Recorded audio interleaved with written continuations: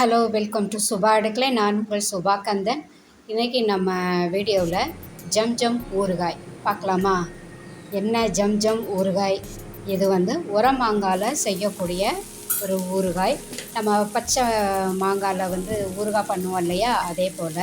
ஆனால் இது மாம்பழமும் மாங்காவுமா இருக்கக்கூடிய உரமாங்காயில் செய்யக்கூடிய இந்த ஊறுகாய் ஜம் ஜம் ஊறுகாய். சாப்பிட இனிப்பு, புளிப்பு, காரம் எல்லாம் சேர்ந்தே இருக்கும். வாங்க இதை எப்படி செய்யலாங்கிறத இப்போ நம்ம பார்க்கலாம். நான் 2 மாங்காய் நல்லா கழுகி நல்லா துடைச்சிட்டு தோல்லாம் சீவி எடுத்து வச்சுருக்கேன். இப்போ இதுக்கு 1 டேபிள் ஸ்பூன் வெந்தயமும் 1 டேபிள் ஸ்பூன் சீரகமும் வறுத்து தனியாக எடுத்து வச்சுருக்கேன்.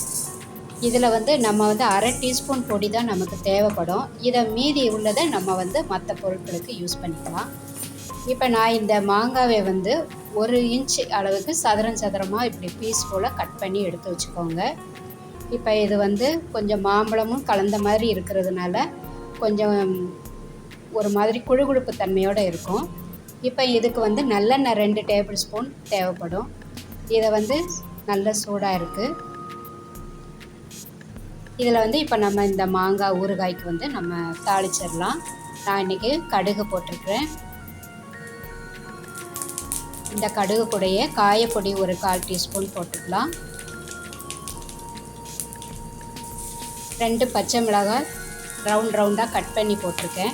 இப்போ நல்லா வதக்கி விட்டுட்டு அடுப்பை நம்ம இப்போ ஆஃப் பண்ணிடலாம். இப்போ நம்ம அடுப்பை ஆஃப் பண்ணிட்டேன். இப்போ தான் நம்ம மற்ற பொருட்கள்லாம் போடணும். அதாவது மஞ்சப்பொடி. இந்த சூடாக இருக்கும்போது போடும்போது கருகிடும் பொடி, அதனால் அடுப்பை ஆஃப் பண்ணிவிட்டு போடுங்க. இப்போ காரப்பொடி போட்டிருக்கேன். இது வரமிளகாய் பொடி 1/4 டீஸ்பூன். இப்போ காஷ்மீரி சில்லி பவுடர் 1/4 டீஸ்பூன் போட்டுக்கோங்க. இந்த 2 மாங்காவுக்கு இது கரெக்டாக இருக்கும். ஏன்னா மாங்காவில் அது மாம்பழமும் இருக்கிறதுனால கொஞ்சம் ஸ்வீட் தன்மையோடு இருக்கும். இப்போ நம்ம கட் பண்ணி வச்சுருக்கிற இந்த மாங்காய் துண்டுகளை சேர்த்துடலாம். இதில் நம்ம கொஞ்சம் கூட தண்ணி சேர்க்கலை. நம்ம மாங்காயுமே நம்ம நல்லா துடைச்சிட்டு தான் கட் பண்ணி எடுத்து வச்சுருக்கோம்.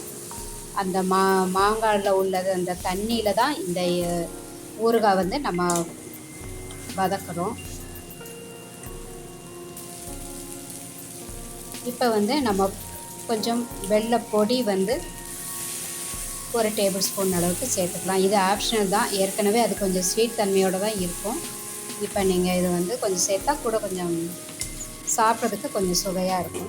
இது ஒரு 2 நிமிஷம் இருக்கட்டும். இப்போ பார்க்கலாம்.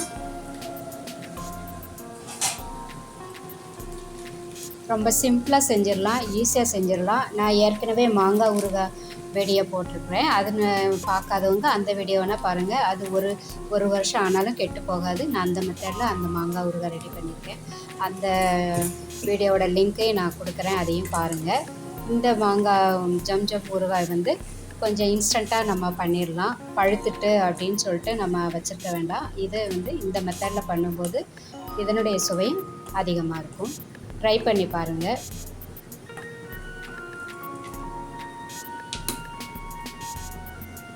இப்போ உப்பு செக் பண்ணி பார்த்துக்கலாம்.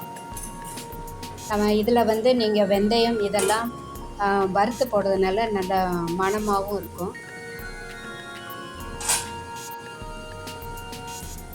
இதை நான் லைட்டாக ஒரு கருவேப்பிலையை கிள்ளி போட்டிருக்கிறேன். இதுக்கு மெயின் நல்லெண்ணெய் தான் சேர்க்கணும்.